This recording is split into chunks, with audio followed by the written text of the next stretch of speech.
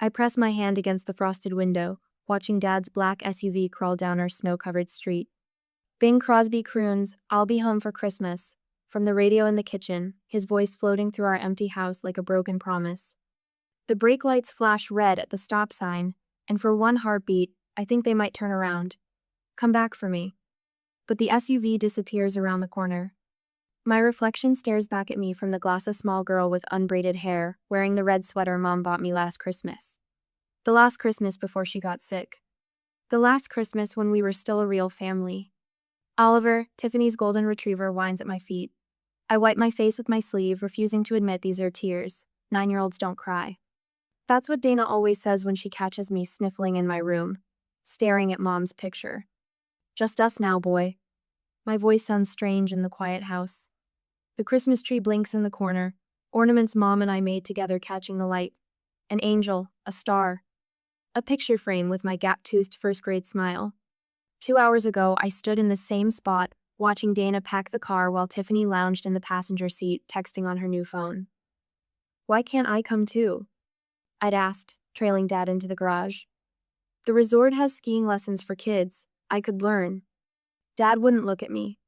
He kept rearranging the suitcases in the trunk, his movements jerky. Someone needs to watch Oliver. Dana cut in, her voice sharp as winter wind. We can't board him this time of year. Every kennel is full. But we'll bring you something nice from Aspen. Dad finally turned around, but his eyes fixed somewhere over my shoulder. Maybe one of those snow globes you like. I wanted to remind him I haven't collected snow globes since Mom died. That was last year's Melanie. But the words stuck in my throat as Tiffany smirked from the car. It's only 5 days, Dana said, checking her lipstick in her compact mirror. You know where the emergency numbers are? Mrs. Peterson next door will check on you. There's pizza money in the kitchen. 5 days. Christmas Eve through the 28th of December. The same dates carved on Mom's headstone mark the first anniversary of her death. I wonder if they remembered that when they booked their trip. I wonder if Dad thinks about her at all anymore. Or if Dana's perfume has somehow erased the smell of Mom's sugar cookies and the sound of her laugh. My fingers trace patterns in the frost on the window. The house creaks and settles around me, too big, too quiet. The Christmas lights strung along our roof reflect off the snow, turning it into a rainbow blanket that would have made Mom grab her camera. Look at that light, Mel, she would have said. Sometimes the world gives us magic if we just pay attention. Now the magic feels wrong, like a cruel joke. Like the wrapped presents under the tree with my name on them, tokens of guilt, dropped off by a father who can't stand to watch me open them. Oliver bumps his nose against my leg. At least he's real. At least he's here. I sink to the floor and bury my face in his warm fur, breathing in the dog smell that Tiffany always complains about. You're stuck with me too, huh? He thumps his tail against the hardwood floor, and I pretend it's an answer. The radio switches to Silent Night, and something inside me cracks. I scramble up and snap it off, leaving only the hum of the furnace and Oliver's panting. In the sudden quiet, I can hear the truth I've been trying not to face since Dad married Dana 8 months ago. This isn't my family anymore. I'm just the leftover piece that doesn't fit the new picture. My legs carry me to the living room where I curl up on the floor beside Oliver. The Christmas tree lights dance across the ceiling, red and green and gold, like the ones in the hospital room where I last held Mom's hand. She made Dad promise to take care of me, to make sure I knew I was loved. I wonder if 9 is old enough to understand that some promises break as easily as the ornaments I'm not supposed to touch. That sometimes the people who should love you most can drive away into the snow without looking back. Oliver sighs and rests his head on my lap. Together we watch the lights blink in the darkness, 2 unwanted creatures keeping each other company on Christmas Eve. And somewhere between one breath and the next, I realize this moment is changing everything, not just Christmas, but what family means, what love means, what I mean to the people who should care the most. Would you know, at 9 years old, that this moment was redefining what family meant forever? Maybe not. But you'd feel it in your bones, in the quiet of an empty house, in the way your father's car disappeared into the snow without a backward glance. And you'd never forget it. The photos spill across my lap, bright squares of happiness I wasn't part of. Dad, Dana, and Tiffany on the ski slopes, their matching blue parkas making them look like a perfect family unit. Tiffany caught mid-laugh while Dana adjusts her goggles. Dad grinning wider than I've seen since Mom died. I found the envelope stuffed in Dana's coat pocket while putting away the laundry. The timestamp in the corner reads the 26th of December, the 2 days after they abandoned me here with Oliver. My fingers trace the edges of another photo. The three of them posed at a fancy restaurant, someone's half-empty wine glass glinting in candlelight. No empty chair where a fourth person should be. No space left for the daughter they forgot. The front door bangs open, startling me so badly I scatter the photos across my bedroom floor. "Melanie?" a familiar voice calls out. "Where are you, sweetheart?" "Aunt Lynn, my mother's sister." "Upstairs," my voice cracks. Footsteps thunder up the stairs, not just Lynn's, but someone else's too. My teenage cousin Harper appears in the doorway first, her eyes widening as she takes in the scene. Me surrounded by scattered vacation photos, still in my pajamas at 2 in the afternoon, alone in a silent house, 3 days after Christmas. "You're here alone?" Harper's voice rises in disbelief. Lynn pushes past her, dropping to her knees beside me.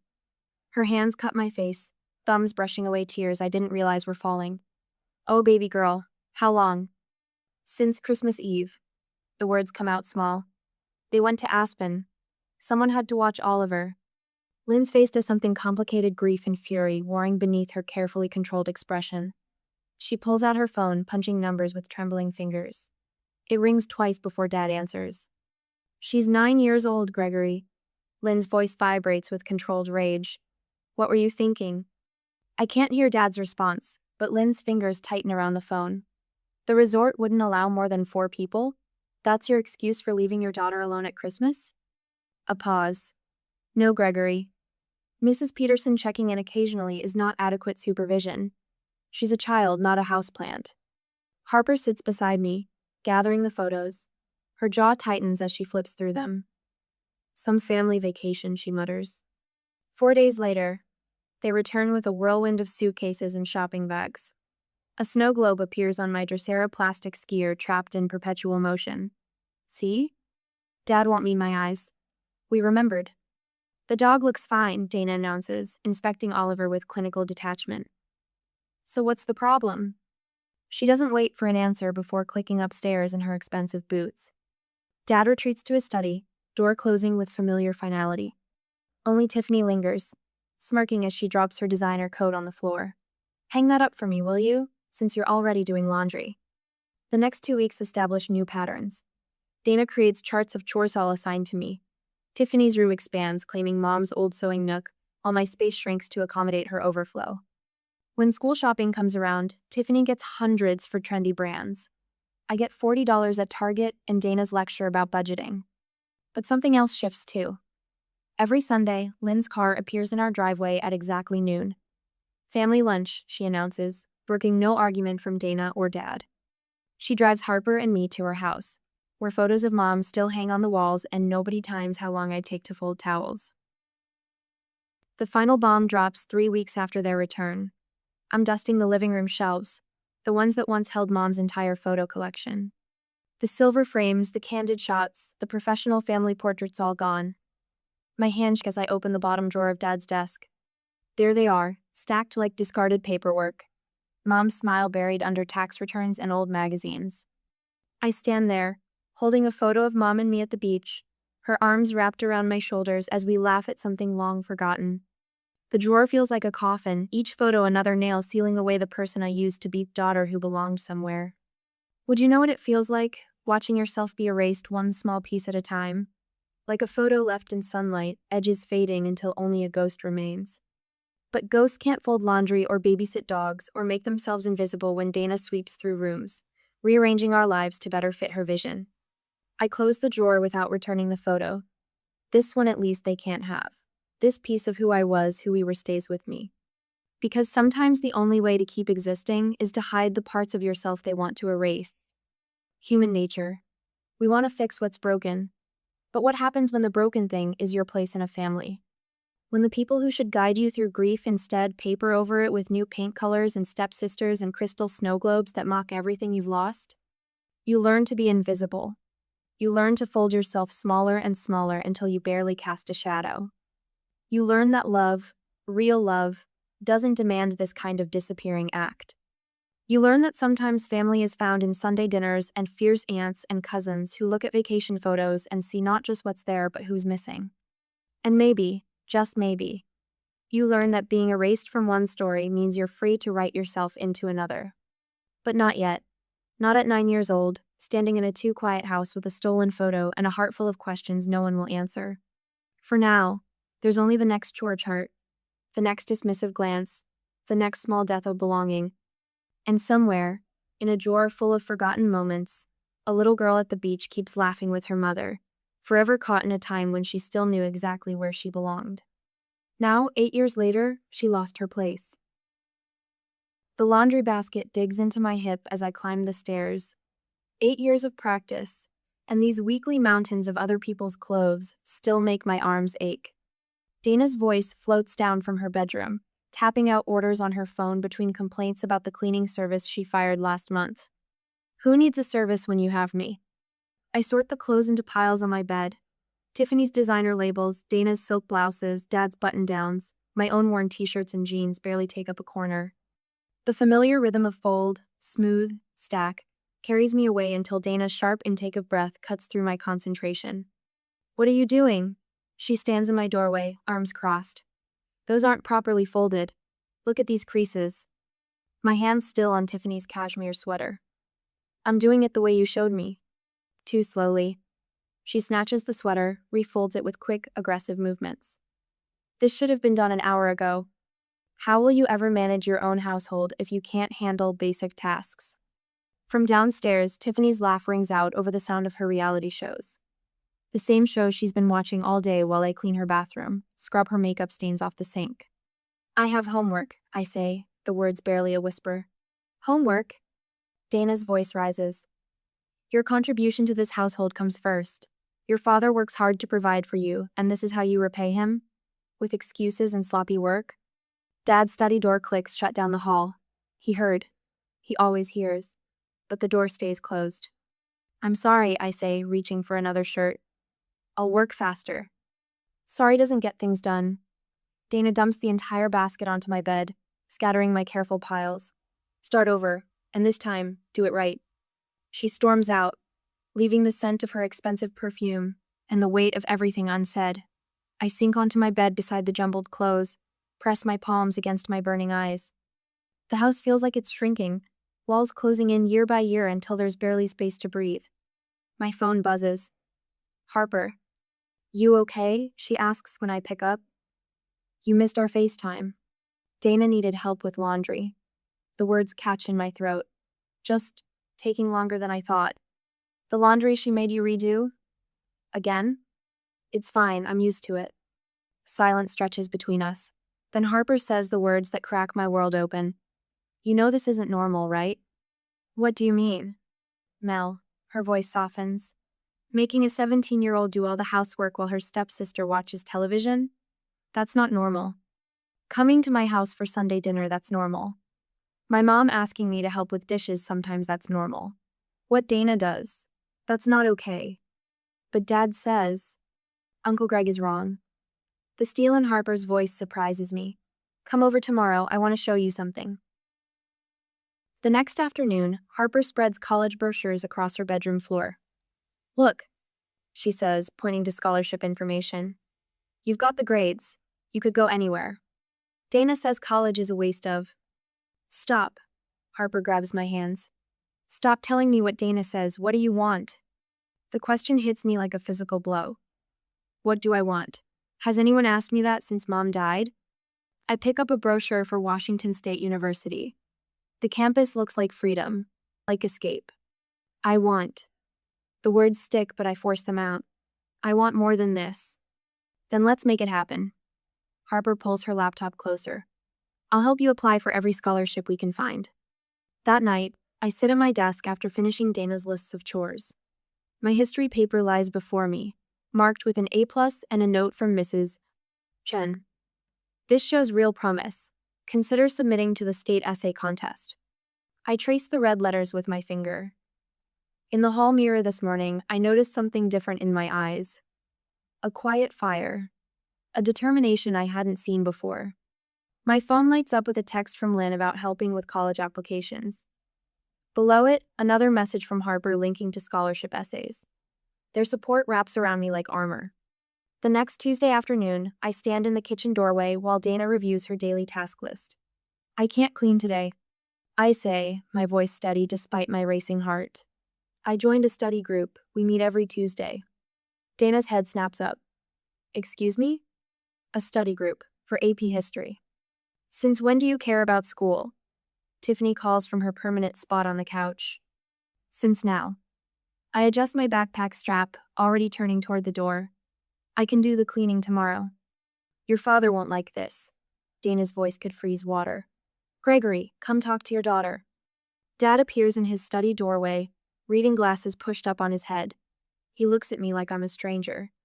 Maybe I am. Life isn't fair, Melanie. He sighs. Sometimes we have to do things we don't want to do. Yes, I say. We do. I walk out before they can stop me. Behind me, I hear Dana sputtering about disrespect, Tiffany's snide laughter, Dad's retreat back to his study. But for the first time, their voices don't follow me, don't sink into my bones. That night in my room after I came back, I pulled out the acceptance letter that arrived yesterday, the one hidden between my mattress and box spring. Full academic scholarship to Oregon State. I read it again, let the words sink in, exceptional academic achievement, and future leader, and full tuition. My hands don't shake as I fold it carefully, tuck it back into its hiding place. 3 more months of playing along. 3 more months of yes, Dana, and sorry, Dana, and right away, Dana. In my mirror, that new fire burns brighter in my eyes. I am not sorry. I am not wrong. I am getting out. 3 months later, the manila folder sits beside my plate, acceptance letters and scholarship documents arranged in perfect chronological order. My hands don't shake as I pour orange juice into the crystal glasses Dana insists we use for family breakfasts. 7:30 a.m. The exact time when Greg can't escape to his study. When Dana hasn't started her endless list of chores. When Tiffany's still too sleepy to construct her usual cutting remarks. Pass the butter, Tiffany mumbles, scrolling through her phone.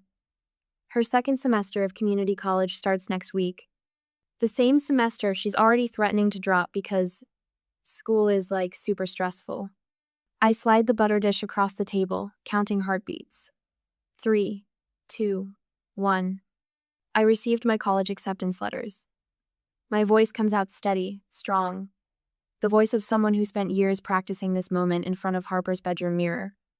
Greg's coffee cup freezes halfway to his mouth. Dana's knife scrapes against her toast, the sound sharp as breaking glass. Only Tiffany keeps scrolling, though her thumb moves a fraction slower. I open the folder, spreading out the papers like playing cards. Full academic scholarship to Northwestern. They were particularly impressed by my essay on resilience in the face of family restructuring. The words taste like victory on my tongue. Greg sets down his cup, coffee sloshing over the rim. His eyes scan the letterhead, the congratulatory paragraphs, the scholarship amount. Something flickers across his face pride, warring with the realization that he contributed nothing to this moment. Well, Dana's voice could frost windows. I hope you've learned enough practical skills. College doesn't teach you how to manage a household. Anyone can get into college if they have nothing else to do but study. Tiffany's phone finally lowers, her smirk as automatic as breathing. Some of us have actual social lives. Some of us have actual futures. The words slip out before I can catch them, but I don't regret them. Not when I've spent 6 years scrubbing their bathrooms and folding their laundry while they watched reality television. Greg clears his throat. This is unexpected, but good, very good. He reaches for the acceptance letter, but I slide it back into my folder. He lost the right to hold my achievements the Christmas he left me alone with only Oliver for company. I move into the dorms next month. I stand, gathering my dishes. Lynn and Harper are helping me pack. Dana's chair scrapes against the floor. You still need to deep clean the guest bathroom before you go, and reorganize the pantry, and... No. 1 syllable, but it stops her cold. I don't. I beg your pardon? I said no. I meet her eyes across the table. I'm not your maid anymore. I should have been. Tiffany snorts. Drama queen much? Mom just wants you to contribute to the household. God knows you've been living here rent-free. The laugh bubbles up from somewhere deep inside, surprising even me. Rent-free? You mean like you? 20 years old and still letting daddy pay your credit card bills? That's different. Everything about you is different, isn't it? I push back from the table. But not anymore. I'm done being the family servant. Melanie. Greg stands, his face flushed. You're being unreasonable. Dana has only ever... Save it. I tuck the folder under my arm. I've already packed everything that matters. It's true. One small suitcase holds 18 years of life. Mom's photo albums. The journal she gave me 2 weeks before the cancer took her. The straight A report cards no one bothered to hang on the fridge. The Christmas ornaments we made together that disappeared from the tree the year Dana moved in. I climbed the stairs to my roomy, ever-shrinking room as Tiffany's closet expanded year by year. Lynn's car will be here in 20 minutes. Harper texted earlier. Ready to break free, cuz? The bed's already stripped, the walls bare except for the flip marks where Dana's inspirational posters about hard work and respecting authority once hung. My real treasures lived in a lockbox under the loose floorboard by the window. The same window where I stood at 9 years old, watching their car disappear into the snow. Melanie. Greg appears in the doorway, hands shoved in his pockets like a teenager about to ask someone to prom. You don't have to leave like this, we're still family. I zip the suitcase closed. No, we're not. We stopped being family the day you chose them over me. We stopped being family when you watched Dana turn me into Cinderella and said nothing. We stopped being family every single time you walked past my room, heard me crying, and kept walking. You never meant anything, that's the problem. A car horn beeps outside, right on time. Goodbye, Greg. He steps forward, arms rising for an awkward hug that falls short when I step back. I'm proud of you. The scholarship, Northwestern. That's really something. You don't get to be proud of something you tried to prevent. I shoulder past him, suitcase bumping against my leg. Tell Dana she can clean her own bathrooms from now on. Tiffany lurks at the bottom of the stairs, arms crossed. You think you're so special? Watch how fast you come crawling back when you realize the real world isn't impressed by your perfect grades. The real world isn't impressed by anything you do, Tiffany. That's why you're still here. Dana doesn't emerge from the kitchen as I walk to the front door. The house feels smaller somehow, like a dollhouse I've outgrown. The walls that once seemed to close in now look flimsy, temporary. Lynn and Harper wait in the driveway, matching grins on their faces. Real family, chosen family. I don't look back as I walk out. Don't need to see Greg's face in the window or Dana's rigid posture in the kitchen doorway. Don't need to catalog Tiffany's sneer or memorize the way the morning sun hits the brass numbers on the front door. Some moments don't need witnesses. Some victories are best savored in silence. Harper takes my suitcase, bumping my shoulder with hers. Ready for the next chapter, college girl? I climb into the back seat, the scholarship folder secure in my lap. Through the windshield, I watch my childhood home shrink in the rearview mirror. The same view I had at 9 years old, watching their car disappear into the snow. But this time, I'm the one choosing to leave. This time, I'm the one who won't look back. Only occasionally did I contact my father during these 6 years after I left home, graduated from college, and got a job. But suddenly he contacted me first a week ago, asking for a meeting. Although I said yes, I knew something was off. Now, the coffee shop window reflects my image charcoal blazer, pressed slacks, hair swept into a sleek chignon. A far cry from the little girl who once pressed her nose against frost-covered glass, waiting for a family that didn't want her. I check my watch, 2 minutes early. Professional, composed, in control. Greg and Dana huddle at a corner table, their faces carved with stress lines I don't remember. Dana's perfect highlights have grown out, showing steely roots. Greg's shoulders stoop beneath his wrinkled button-down. They spot me, straightening like guilty children caught sneaking cookies. Melanie. Greg half rises, uncertain whether to hug me. I slide into the opposite chair, placing my untouched coffee between us like a barrier. You look successful. How's Portland? Dana's smile stretches too wide, too bright. I count their questions silently. 1, 2. Neither asks about my promotion, my new condo, the life I've built without them. The barista calls out drink orders in a steady rhythm while I wait for them to reach their point. We've been trying to reach you, Greg says. I've been busy. The words fall clean and sharp between us. Dana's fingers twist her napkin into a tight spiral. It's Tiffany. Of course it is. My lips curve into what might pass for a smile. What has she done now? She's having a hard time. Dana's voice catches. Real tears glisten in her eyes. They always did come easily when she needed something. She dropped out of college, the credit card debt, $18,000. The number hangs in the air like smoke. Greg leans forward, his voice low and urgent. She's your sister, Melanie. Family helps family. A laugh bubbles up in my throat. I swallow it back, letting the bitter taste fuel my words. When I was 9, you left me alone at Christmas to watch her dog while you went skiing in Aspen. Remember that, Dad. 5 days. The same dates Mom died the year before.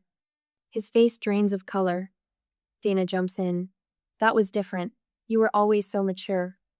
When I needed help with college applications, you told me to figure it out myself. When I graduated with honors, neither of you showed up. Each memory lands like a punch. Precise.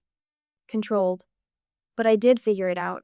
I earned my scholarship. I built my career. I made something of myself despite you, not because of you. Melanie, please. Dana reaches across the table. I pull my hands back. We're trying to make things right. No, you're trying to make me fix your mistakes. Again. The coffee between us has gone cold, untouched. Tiffany isn't my sister. She never was. She was just the daughter you wanted while I was the one you had. Greg's desperation leaks through his fractured composure. But we're family. No. I stand, smoothing my blazer. We share DNA. That's not the same thing. I place a $5 bill beside my cup. You made your choices. Live with them. Their shocked faces reflect in the window as I push through the door. The bell chimes behind me, sharp and final. Greg's voice follows me onto the sidewalk. Melanie, wait. I keep walking, heels clicking against concrete. My phone buzzes a text from Greg. Please, meet me alone. I'm still your father. The sun breaks through clouds, warming my face. I type my response with steady fingers. You stopped being my father the Christmas you left me alone at 9 years old. A weight lifts from my shoulders as I round the corner. Not the burning rage of revenge or the ache of a little girl's broken heart. Just peace. The kind that comes from finally setting down a burden you were never meant to carry. The city stretches before me, full of possibility. Somewhere in my pocket, my phone buzzes again. I don't check it. I already know who I am, where I belong, and what family really means. And it isn't them. So I cut off the contact fully, and focused only on myself for the next 4 years. Now at the present morning, the sunlight streams through the windows of my Portland apartment, catching the edges of the promotion letter pinned to my fridge. Marketing manager at 25. Mom would have been proud. The thought comes without the usual ache, softened by time and distance. Oliver's old collar hangs on a hook by the door, a reminder of where I started, not where I ended up. Some might call keeping it morbid, but that leather band saved my sanity more nights than I can count. A text from Lynn lights up my phone. Christmas Eve dinner at 6. Harper's making her famous disaster cookies. Don't you dare bring anything but yourself. My thumb hovers over the response button. 16 years ago, I stood at a frosted window watching my father's SUV disappear into the snow. Today, I'm choosing which bottle of wine to bring to a family dinner where I'm actually wanted. The therapy bills stuffed in my desk drawer tell the story of how I got here. Doctor. Martinez's gentle voice echoes in my memory. Hypervigilance is a normal response to abnormal treatment, but you don't have to live there forever. She was right. These days, I can accept a last-minute dinner invitation without scanning for hidden agendas, can laugh at Harper's terrible puns without wondering if the joke's really on me, can let Lynn hug me without stiffening like I'm expecting a blow. My doorbell chimes the UPS driver with another stack of applications for the foundation. Small, but growing. Each manila envelope holds a story like mine. Kids from fractured homes looking for someone to believe in them. Last week, we awarded our first scholarship. The recipient's letter of thanks sits in my wallet, creased from multiple readings. You showed me I'm not alone. A town car crawls past my window, black and sleek like the one Greg drove. The old me would have ducked away from the glass, heart racing. Now I just sip my coffee, noting the different license plate with the same clinical detachment I use when his occasional emails arrive in my inbox. Always the same subject line, "We should talk." Always deleted without opening. Tiffany's Instagram tells its own story party photos and vague posts about starting fresh in yet another city, another job, another relationship. She still hasn't learned that running away only works if you're running towards something better. My phone buzzes again. Harper this time. Sauce. Mom's trying to improve my cookie recipe. Send backup. I laugh, already reaching for my keys. The sound bounces off my walls without hesitation or apology. When did that happen? When did joy stop feeling like something I had to earn? Later that night, Lynn's house glows against the evening sky. Windows bright with welcome. The porch swing where we've shared so many conversations creaks in the winter wind. Inside, flour dusts every surface and Harper's voice rises in mock outrage. "Mom, you can't add wheat germ to sugar cookies." "Watch me," Lynn answers, wielding her spatula like a weapon of mass nutrition. I slip through the door without knocking, a privilege that still makes my throat tight. The scent of vanilla and butter wraps around me, so different from sterile perfection Dana demanded. Here, messes mean memories in the making. Spills get laughed about, not screamed over. "Mel," Harper spots me first, her dark curls wild with flour. "Tell Mom chocolate chips are sacred and she can't substitute carob." Lynn winks at me over her shoulder, already reaching for the healthy bag of chips she never actually intended to use. This is how they love, with playful arguments and inside jokes, with the absolute certainty that disagreement doesn't mean rejection. I bring reinforcements. I hold up the wine, and Lynn's eyes crinkle. My daughter, the enabler. She says it casual as breathing. My daughter. And my heart doesn't stutter anymore at claiming the title. Blood might be thicker than water, but love is thicker than both. Later, sprawled on Lynn's couch with Harper's actual chocolate chip cookies warming my hands, I study the photo on the mantel. 9-year-old me stares back, unsmiling, clutching a leash attached to a golden retriever who didn't belong to me. I remember that girl, the way she held herself so still, trying to be invisible, terrified that taking up space meant being left behind again. She'd never believe that 25-year-old me has a key to this house. That I'm the first person Harper called when she got engaged last month. That Lynn's retirement party speech introduced me as the daughter of my heart, without a single person questioning the truth of it. The sunset paints Lynn's back porch in shades of amber and rose. Harper's balanced on the railing, gesturing wildly as she describes her latest courtroom victory. Lynn's planted in her favorite rocker, needles clicking as she works on another baby blanket for her sister's grandkid. And me? I'm learning to take up all the space I need.